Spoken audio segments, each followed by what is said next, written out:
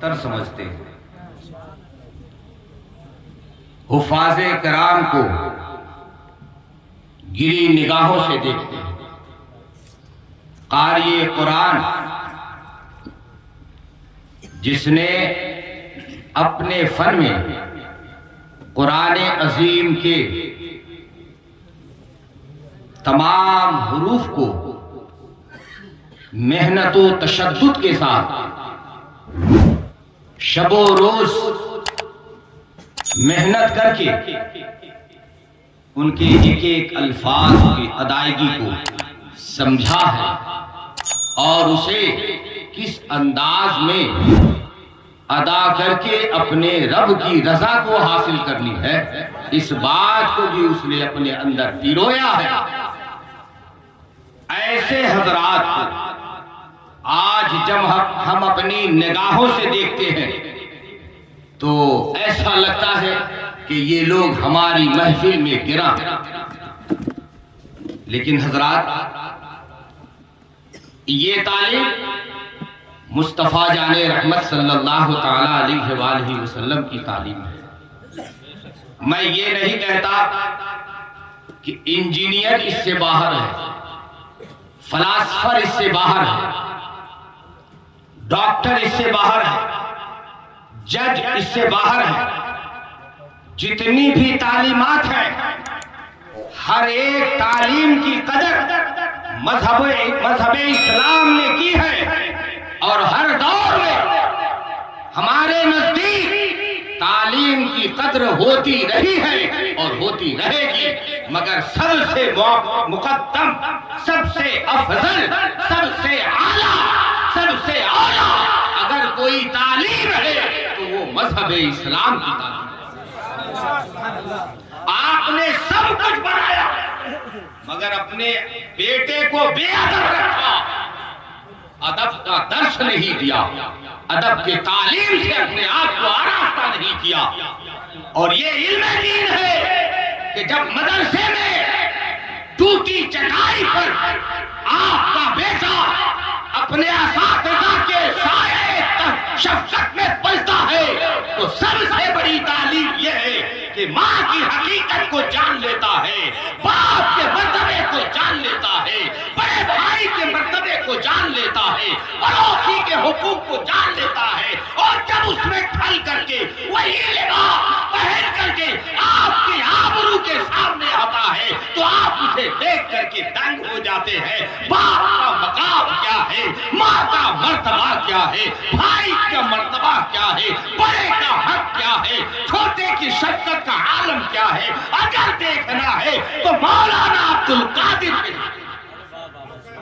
یہ تعلیم نہ تو کسی کالج کی دین ہے، نہ کسی یونیورسٹی کی دین ہے، نہ کسی گرل اسکول کی دین ہے، یہ اگر دین ہے تو مذہب اسلام اور رسول اللہ کی تعلیم کی، ورنہ یہ دنیا آج ادھوری تھی، ادھوری رہ گئی ہوتی۔ ایک شاعر نے کہا تھا، مرحبا میرے آقا کا ہے کل جہاں، مرحبا میرے آقا کا ہے کل جہاں، ابتدا ہاتھ میں انتہا ہاتھ میں، ہم بھٹکتے ہی رہتے نہ جانے کہاں، اور کس کس کو اپنا بناتا خدا، یہ تو کہیے بڑی خیریت ہو گئی، آ گیا دامن مصطفیٰ۔ اگر ہم علم سے خود کو آراستہ نہیں کرتے، لوگوں ہم نے اسے کچھ نہیں جانا، قاری قرآن کو کچھ نہیں جانا، حافظ قرآن کو کچھ نہیں جانا، علماء کو کچھ نہیں جانا، نہ جان یہ تیرے مقدر کا سوال ہے، لیکن یاد رکھنا یہ علماء وہ علماء ہیں، یہ حفاظ وہ حفاظ ہیں کہ جب کل حشر کے میدان میں آپ کو وہ نظارہ دیکھنے کو ملے گا، آسمان تار تار ہو کے زمین پہ گرا پڑا ہوگا، سورج سوانے سے ہوگا، اور تمام دنیا رد و بدل ہو چکی ہوگی، سب کے نظام کو اللہ درہم برہم کر چکا ہوگا، نفسی نفسی کا دور دورہ ہوگا، ہر آدمی جن کر کے اپنی پیاس کے لیے اللہ کے سامنے سوال کر رہا ہوگا، کوئی پناہ کے لیے سوال کر رہا ہوگا، لیکن اسی بھیڑ میں جب 14ویں رات کے چاند کی طرح سے چمکتا ہوا کوئی چہرہ نظر آئے گا تو وہ چہرہ حافظ قرآن کا ہوگا، وہ چہرہ عالم دین کا ہوگا، وہ چہرہ قاری قرآن کا ہوگا۔ رب منادی ہوگا، رب پکار کر کہتا ہوگا حافظ قرآن آ جاؤ، اے حافظو آ جاؤ، اے قاریو آ جاؤ، اے علماء کرام آ جائیے۔ اب آپ دیکھ رہے ہوں گے، زمانہ دیکھ رہا ہوگا، ہر قوم دیکھ رہی ہوگی، ساری دنیا نظارہ کر رہے ہیں کہ یا اللہ یہ کون لوگ ہیں، کوئی پیغمبر ہے کیا، کوئی نبی ہے کیا، کوئی یہ آنے والا اللہ کا مقبول فرشتہ ہے کیا جو 14ویں رات کی چاند کی طرح سے چمک رہے ہیں۔ اللہ اکبر، اللہ اکبر۔ مگر جب آپ کی نگاہیں جائیں گی اور اللہ تعالیٰ کی طرف سے آواز آئے گی تو یہ حفاظ کرام جائیں گے۔ اللہ تعالیٰ فرمائے گا اے حفاظ کرام چلو جنت کی اور چلو، تو نے میرے قرآن کی حفاظت کی ہے، تو نے قرآن کے سہارے مذہب و ملت کے درس و تدریس کا کام کیا ہے، تو نے ہمارے بندوں کی اصلاح کے لیے در در کی ٹھوکریں کھایا ہے۔ آج اپنے انعام کو لے لو اور دنیا کو دکھا دو کہ قرآن پڑھنے والوں کا مرتبہ کیا ہے، قرآن پڑھنے والوں کی عظمتیں کیا ہیں۔ آپ اٹھائیے سورہ زمر، حتی اذا جاؤها وفتحت ابوابها وقال لهم خزنتها سلام علیکم طبتم فادخلوها خالدین۔ ارے فرشتے سلام کر رہے ہوں گے، فرشتوں کی بھیڑ لگی ہوگی، بیچ سے حافظ قرآن تلاوت قرآن کرتا ہوا جا رہا ہوگا۔ اللہ اکبر۔ جنت کی سیڑھی 6660، جنت کی سیڑھی، ہر ایک آیت پر ایک سیڑھی حافظ قرآن چڑھتا جائے گا اور 6660 سیڑھیوں کو طے کرے گا تو قرآن پکار کر کہے گا 6660 اے جنت تیری سیڑھی ہے اور قرآن کی آیتیں 6660 ہے۔ یہ ساری آیتیں پڑھتے ہوئے الحمدللہ رب العالمین سے اور من الجنۃ والناس تک پڑھتے ہوئے وہاں تک پہنچیں گے، فرشتے سلامی پیش کر رہے ہوں گے، لیکن اللہ اکبر جب یہی بندہ وہاں جنت کے دروازے پہ پہنچتا ہے تو جنت کے دروازے پہ جب پہنچے گا ایک شاخ، اس شاخ کے نیچے نہر ہے، اس نہر میں حکم ہوگا غسل فرما لے حافظ قرآن۔ اب یہ غسل فرمائیں گے تو جب ڈوبی لگائیں گے تو انسان ہوں گے اور جب نکلیں گے تو اللہ کے مقبول فرشتوں کی صفت میں جنتی مہمان کے شکل ہوں گے۔ اور اللہ اکبر، اللہ اکبر۔ اے مسلک اعلیٰ حضرت کے چہیتوں، ڈھونگ والے نعرے نہ لگاؤ، میں نعرے کا منکر نہیں ہوں، لیکن مجھے ڈھونگی نعرے سے نفرت ہے۔ نقل میں ہندوستان ہے مگر نقال میں مسلمان نہیں ہے۔ یہ نقال ہندوستان کی کہانی ہے مگر نقال صاحب ایمان نہیں ہے۔ آپ نقال نہ بنو، آپ کو اس نعرے کی ضرورت ہے کہ جب محفل میں بیٹھ کر کے عاشق مصطفیٰ نبی کی نعت سن کر، اللہ کے نبی کی احادیث کریمہ کو سن کر دل کا نعرہ لگائے گا تو اللہ اس کی قسمت کا ستارہ بدل دے گا، اس کی تقدیر میں تبدیلی آ جائے گی۔ آیا تھا بیہودہ بن کر اور گیا تو صاحب ایمان بن کر۔ اس نعرے کی آج ہمیں ضرورت ہے۔ اب یہ حافظ قرآن ہے، جنت کے دروازے پر ایک پیڑ کے سائے میں غسل فرما لیے، پاک ہو گئے۔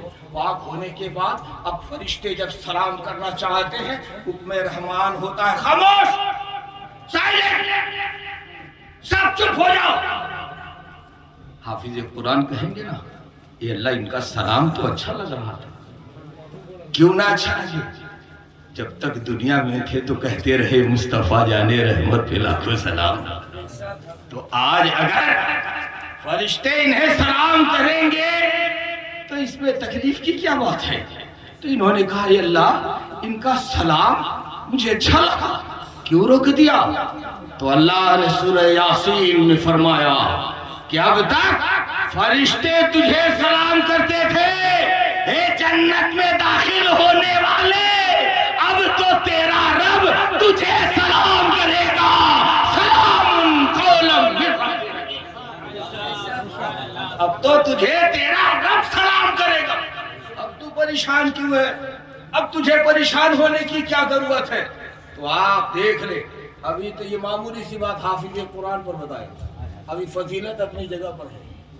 جی اب یہ جنت پہ چلے گئے، رہنے لگے، بڑے عیش و طریب میں ہیں، بڑے شادمانیوں کے ساتھ زندگی گزار رہے ہیں. ایک دن تمام حفاظ کرام کو اللہ پھر آواز دے کے بلایا ادھر یہ دیکھ ذرا. اونچے مقام سے جب جنت کا نظارہ کریں گے تو کہ مولا لاجواب ہے جنت، خوبصورت ہے جنت، اس کی نہریں لاجواب ہیں، اس کے محلات لاجواب ہیں، اس کے باغات لاجواب ہیں. کہا ادھر دیکھ رہا ہے، نیچے کھائی میں دیکھ، نیچے کھائی کی طرف دیکھ. جب حافظ قرآن نیچے کی طرف دیکھیں گے تو دہل کے باہر پیچھے ہٹ جائیں گے. پوچھے گا پروردگار کیا ہوا، بھاگے کیوں؟ کہا اے اللہ یہ نہیں دیکھ رہا، میں تو تیرے باغات کو دیکھ رہا تھا، میں تو تیرے محلات کو دیکھ رہا تھا، میں تو جنت کے نہروں کا نظارہ کر رہا تھا، میں تو حوروں کا نظارہ کر رہا تھا. یہ کیا ہے؟ جہاں کوئی کوڑے سے مارا جا رہا، کوئی آگ میں جھلسایا جا رہا، کسی کو تپایا جا رہا ہے، کسی کو لوہے سے داغا جا رہا ہے، لوہا گرم کر کے کسی کے منہ کو داغا جا رہا ہے. اے اللہ یہ کیا ہے؟ اللہ نے فرمایا اے حافظو آج تو یہی تجھے دیکھنا ہے کہ دیکھ اس میں کوئی ایسا تو نہیں جس نے تجھے ایک وقت کا کھانا کھلایا ہوگا، تیرا احترام کیا ہوگا، تجھے سلام کیا ہوگا، تجھ سے مصافحہ کیا ہوگا، تجھے اپنے دسترخوان پہ بٹھایا ہوگا، تجھے اپنے یہاں دعوت دیا ہوگا. دیکھ اس میں کا تو کوئی نہیں. جو عذاب میں مبتلا ہے اگر تیرا جی چاہتا ہے تو اشارہ فرما دے وہ بھی تیرے ساتھ جنت میں آ جائے، وہ بھی تیرے ساتھ جنت میں آ جائیں گے. اللہ اکبر اللہ اکبر. حافظ قرآن جب غور سے دیکھے گا تو پتا چلا کہ ہاں یہ تو میرے چچا جان ہے، ہاں یہ میرے پھوپھا ہے، ہاں یہ میرے ماموں جان ہے، ہاں یہ فلاں ہے، ہاں انہوں نے پانی پلایا تھا، ہاں جب میں قرآن کے لیے گھر میں گیا غربت نے اتنا پیسہ نہیں رکھا کہ میں قرآن لے لیتا، تو اس صاحب ایمان نے مجھے قرآن کے لیے ہدیہ کے لیے پیسہ دیا تھا، اس کے پیسے سے میں نے قرآن پڑھا ہے. تو اللہ تبارک و تعالیٰ فرمائے گا جدھر جدھر اے حافظ قرآن اشارہ کرتا جائے گا سارے کے سارے تیری بارگاہ میں پیش کرتا جاؤں گا. کیا سمجھا آپ نے حافظ قرآن؟ مگر اے دنیا داری کے تعلیم سکھانے والوں، میں بسم اللہ کی بے کی برکت بیان نہیں کر سکتا. ذرا تو اے بی سی ڈی سے لے کے جیڈ تک کے کسی ایک حرف کی فضائل بیان کر کے دکھا دے. کوئی جج ہو، کوئی بالسٹر ہو، کوئی پی ایچ ڈی ہو، ذرا اس کی فضیلت بیان کر کے دکھا دے تو رہتی دنیا تک کے لیے چیلنج ہے کہ دنیا کے کسی تعلیم میں ایک ایک حرف کے لیے ثواب نہیں، محض ایک کتاب جسے ہم قرآن عظیم کہتے ہیں اس کے ایک ایک حرف پڑھنے کا ثواب الگ الگ عطا کیا جاتا ہے. پتا چلا ابا کا جنازہ ہو گیا، بالسٹر صاحب دور کھڑے دیکھ رہے، کوئی غسل دینے والا نہیں، کوئی نہلانے والا نہیں. باپ پروفیسر بنایا، انجینئر بنایا، ڈاکٹر بنایا، وہی بیٹا اچھے لباس میں کوٹ پینٹ ٹائی کے ساتھ کھڑا ہو کے دیکھ رہا ہے مگر باپ کو چھونا نہیں چاہتا. یہی باپ ہے جس کے گاڑھی محنت کی کمائی سے پڑھ کر کے آج یہ انجینئر ہوا. وہی باپ آج لیٹا ہے. سب کچھ موجود ہے, صرف ایک چیز نہیں جسے ہم روح کہتے ہیں, جسے ہم جان کہتے ہیں. مگر وہ باپ تڑپتا تڑپتا دنیا سے جا رہا ہے. اس کا بیٹا سب جنازے میں, بیٹا باہر کھڑا. کیوں؟ اسے معلوم نہیں کہ جنازے کی فضیلت کیا ہے, جنازے کی اہمیت کیا ہے. جو رسول اللہ کا دیوانہ ہوتا, جو رسول اللہ کی تعلیم پہ عمل کرنے والا ہوتا, وہ اگر سے سفر میں ہے, سواری میں ہے, اگر جنازہ مومن کا جا رہا ہے تو اتر کر کے کاندھا لگاتا ہے, اور کاندھا لگا کر کے ساتھ ساتھ کچھ دور چلا کرتا ہے. اس سے پوچھا گیا, ارے تو پرائیویٹ سواری سے جا رہا تھا, تو کیوں اتر کر, تیری سواری تو چلی گئی. کہا رسول اللہ کی سنت سے بڑھ کر کے کچھ بھی نہیں. کہا کیا ہے؟ کہا تجھے معلوم نہیں, میرے آقا کریم علیہ السلام نے فرمایا کہ اگر کسی کا جنازہ جا رہا ہے تو اس میں شریک ہو جا. اگر وہ نیکوکار کا جنازہ ہے اور تو گناہگار ہے, اللہ اس کے صدقے تیری گناہوں کو معاف فرما دے گا. اور اگر وہ بدکار ہے, تو نیکوکار ہے, تیرے صدقے میں اللہ اس کی مغفرت فرما دے گا. یہ تعلیم نبی ہے. بتاؤ کسی پروفیسر کو بھی ایسا بتایا جاتا ہے؟ جو ہے نہیں بتایا کسی نے. ہر علم کو سوال ہے, مگر طالب دین مصطفیٰ کو سوال ہی نہیں. اس لیے کہ یہ علم عطائے الہی بھی ہے اور عطائے مصطفیٰ بھی ہے. اس لیے اس میں بے شمار برکتیں ہیں. اور مومن آج کل اپنے سچویشن میں کتنی چینجنگ. ایسا تو نہیں ہے کہ آپ گھبرا رہے ہیں. بتائیے, میں سبحان اللہ نہیں بولواؤں گا, گھبرائیے نہیں آپ. جی میں جائز کام کرنے آیا ہوں. بولیے. سبحان اللہ ناجائز نہیں ہے, ایسا مت سمجھیے گا کہ میں ناجائز بول رہا ہوں. جی نہیں, مگر ہر جگہ میں آپ کو بلوا کر کے تھکانے والا نہیں ہوں. کچھ ایسی چیزیں ہیں جو لے لو, چھپا لو, یہاں سے گھر جا کر کے پوٹری کھول کے دیکھ لینا اچھا ہے یا برا ہے نا. اور دامن چھاڑ کے نہ جانا, ورنہ زندگی بھر پچھتائے ہو پھر پچھتاتے رہ جاؤ گے. ہم مسلمان ہیں نا, ہم صاحب ایمان ہیں. ہمارا دعویٰ ہے ہم غلام حسین ہیں. ہمارا دعویٰ ہے ہم غلام مصطفیٰ ہیں. ہمارا دعویٰ ہے ہم غلام اعلیٰ حضرت ہیں. ہم عاشق اعلیٰ حضرت ہیں. ہم عاشق مفتی اعظم ہند ہیں. تو ہمارا شیوا کیا ہے؟ ہمارے شیوے کو دیکھ کر کے جب ہم مسلک اعلیٰ حضرت کا نعرہ لگاتے ہیں تو مسلک اعلیٰ حضرت کے منکروں کو یہ دیکھنا ہوتا ہے, کیا وہ بھی ایسے تھے جن کے گاؤں میں محلے میں شراب پیا جاتا تھا اور وہ مسلمان کہلاتا تھا؟ کیا وہ لوگ یہی تعلیم دے کر گئے کہ شرابیوں مسلک اعلیٰ حضرت کا نعرہ لگاؤ, بے دینوں مسلک اعلیٰ حضرت کا نعرہ لگاؤ, نماز کے منکروں مسلک اعلیٰ حضرت کا نعرہ لگاؤ؟ بتاؤ.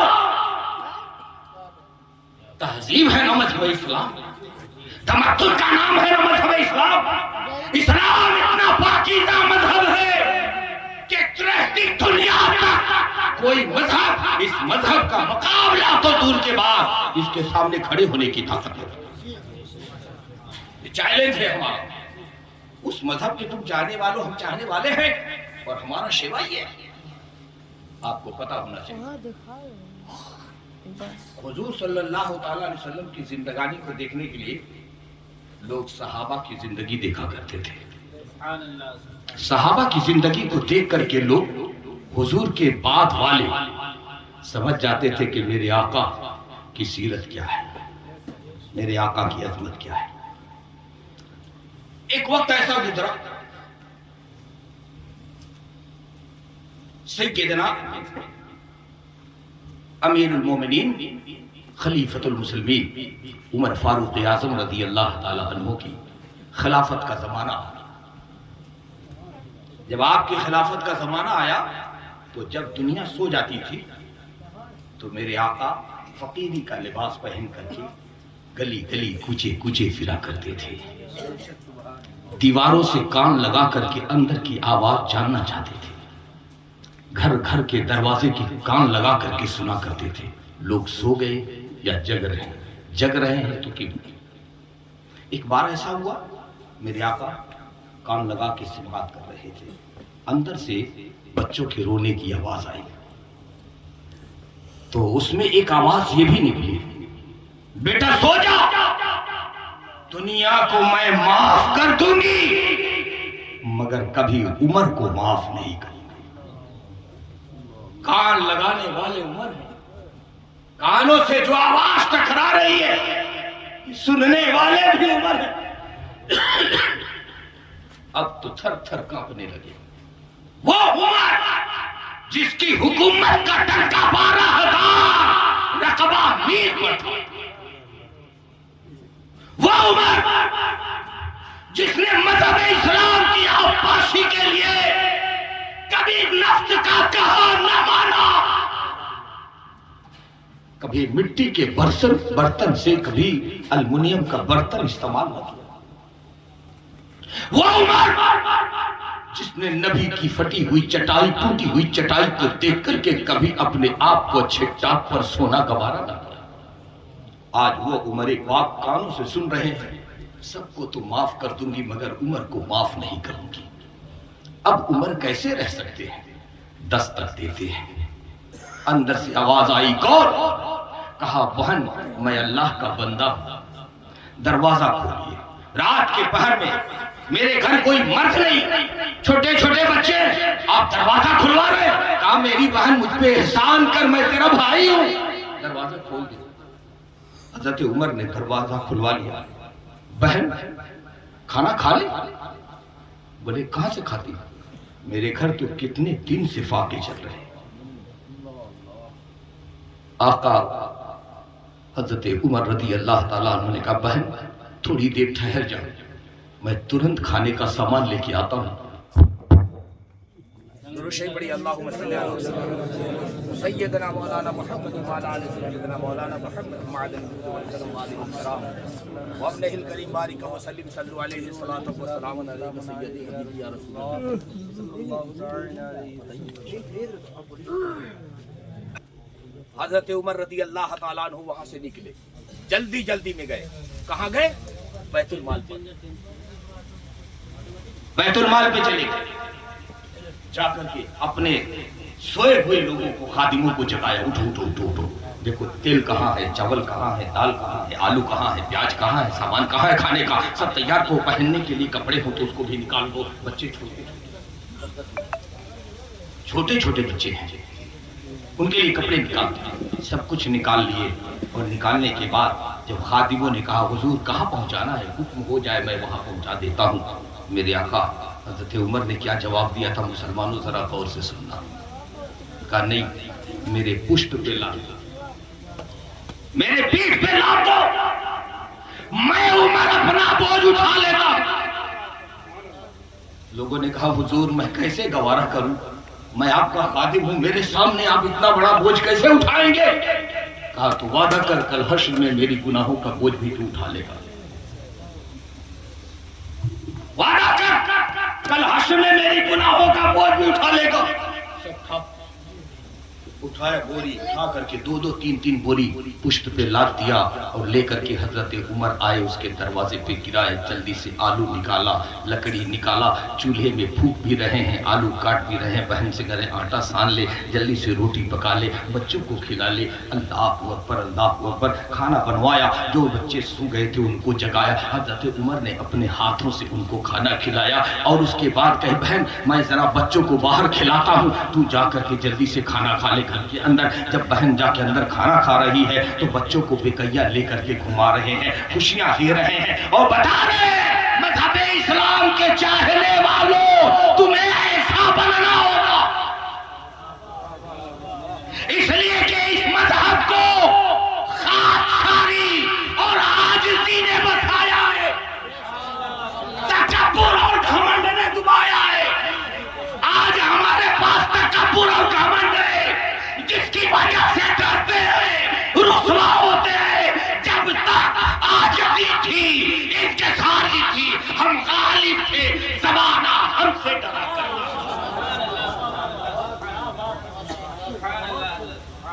اس لیے نہیں حضرت، بس تھوڑا سا 5 منٹ کا ٹائم رہ گیا.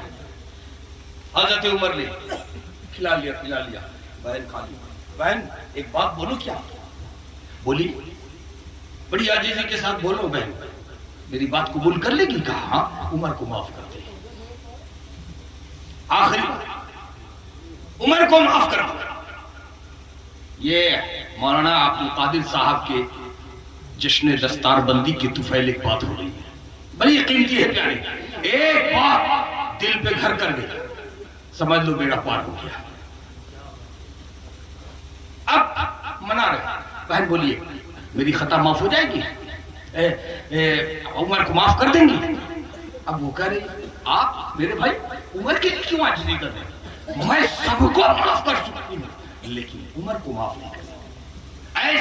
ایسا اس نے کام کیا ہے میں اسے معاف نہیں کر سکتی. میری بہن بہت دور دور تک کے ان کا کام ہے. ہو سکتا ہے نگاہ نہ گئی ہو، خیال میں نہ آیا ہو، غلطی ہو گئی ان کی، تو اس سے کیا ہوا ہے تو میرے بادشاہ معاف کر دے. بہت عاجزی کرتے ہیں.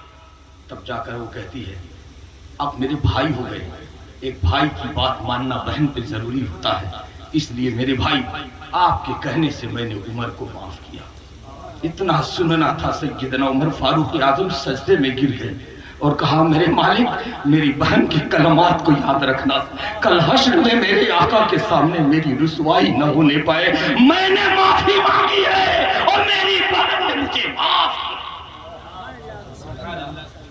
اس کے بعد کہا بہن وہ عمر کوئی اور نہیں، یہی تیرا بھائی، یہی ہے عمر، اس کی خطاؤں کو معاف کر دے. اللہ کے نیک بندو مذہب اسلام کو سمجھو، دامن اسلام میں آ جاؤ، مصطفیٰ جان رحمت کے سچے شہدائی بن جاؤ. دعا کرتا ہوں کہ اللہ تبارک و تعالی جو حشر کے دن ان کے ماں باپ کے درجات کو بلند کرنے والا ہے، اسی دنیا سے ان کے علم کے صدقے ان کے درجات کو بھی بلند فرمائے اور ان کے عاشقین کے درجات کو بھی بلند فرمائے، ان کے قبیلے کا بھی مرتبہ بلند فرمائے.